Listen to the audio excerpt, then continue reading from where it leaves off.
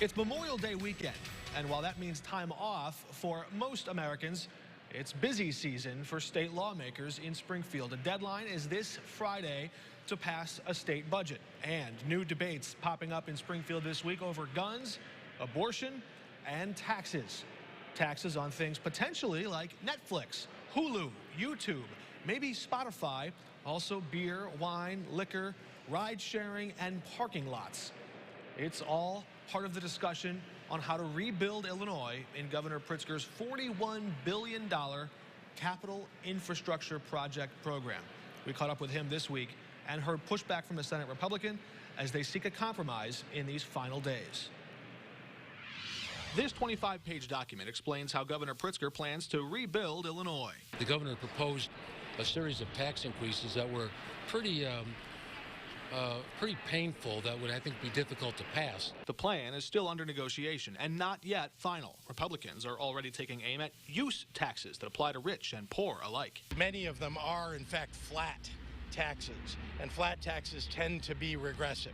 The gas tax hike alone would add up to roughly $124 a year for the average driver, erasing more than half the relief the governor offers low-income and middle-class families in his progressive income tax plan. Plus, higher fees to register your car and higher so-called sin taxes on beer, wine, or booze. It's important that they're stable revenue sources because you need to go bond them out. And in order to get people to buy the bonds, you've got to have a stable source of paying the bonds. Senator Dave Severson says raising existing taxes is one thing, but creating new taxes on Netflix, Hulu, YouTube, Uber, Lyft, even your parking lots, that could be much harder. He prefers to raise money expanding gambling instead. If we don't, I don't know how they do a capital plan, because the series of taxes that they've talked about are something that just the legislature is not going to pass all those. The governor says the higher cost is not just an expense, but an investment that will pay dividends for years to come. Making sure that our airports and our roads and our waterways and our bridges are solid. Remember, transportation, logistics, very important industry in the state, not to mention agriculture, our #1 industry in the state.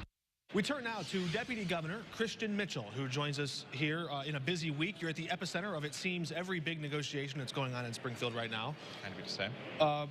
How is it different for you? I'll start off with an easy question. From your perspective as a House member just last year, coming down to the end of this hectic season, and your position now, what's the biggest change? You know, I think the information flow is different. There's a lot more that comes to you. I mean, I have public safety, infrastructure, and the environment. It's a lot of different topics. And it's also that so much of what gets to you is really at a decision point. In the legislature, you get to be a little bit more deliberative. You have sort of more natural time breaks built into the process. Here, it is very much you've got to make a decision either yourself or you're making a recommendation to the governor about something that needs to happen right now. So it's an honor and a privilege. It's a lot faster, but I feel really blessed to be in this position. And your position has changed. Has the dynamic or the relationship between you and your former members, especially in the House Democratic Caucus, how has that dynamic changed for you? Yeah, I mean, it's mostly the same. I mean, friendships obviously cross divides, and occasionally rivalries do as well. But for the most part, you know, I think that what binds me to the legislature is that we have a common sense of experience. We all know what it's like to serve a set of constituents, to try to get things done in this building. And I think for a lot of people, it's refreshing to have someone in the executive branch who understands what it's like to be a legislator. And for me, it's good to be able to talk to those folks about their perspective on what we're doing here in the office. The front page of the State Journal Register headline on Thursday was Governor Pritzker defends tax increases. That was specifically referring to the capital infrastructure bill, $41+ billion, about $1.87 billion or so in annual new taxes on things like gasoline, liquor, parking lots, ride sharing, perhaps video streaming. I understand none of this is really final yet, but how do you coach some of your former members to take on those votes, knowing that that's, you know, nobody likes paying more in taxes, but I assume the argument is that it's worth it. How do you walk them from point A to point B? Well, the first job of any public servant, whether it's Governor Pritzker, I know takes it seriously, as well as the legislature, is to protect public safety. And so what's key to realize about this infrastructure plan is $10 to $15 billion of it, whether we're talking about roads and bridges that are getting ready to fall down, or critical life safety upgrades at state facilities that serve people 24/7, or HVAC systems at our public universities, are in a place where they're getting ready to fall down, where they literally could end up costing Illinois citizens their lives and their prosperity. And so we've we've got to do this. An infrastructure plan is also a public safety plan. And so asking people to be financially responsible, to take the votes that are necessary to fund that plan, to be open and upfront and transparent with Illinois taxpayers about what it costs to make sure that our infrastructure is in good working condition, which is the bedrock of our economy, I think is something that we can bring people around on. We heard Governor Pritzker on Wednesday this week acknowledge that indeed some of these taxes, use taxes, can be regressive in nature. I believe the progressive income tax that his office proposed would offer roughly $250 in tax relief to a family making $40,000 to $60,000 a year. That same family, the average American family, would spend another $124 a year just in the gas tax alone.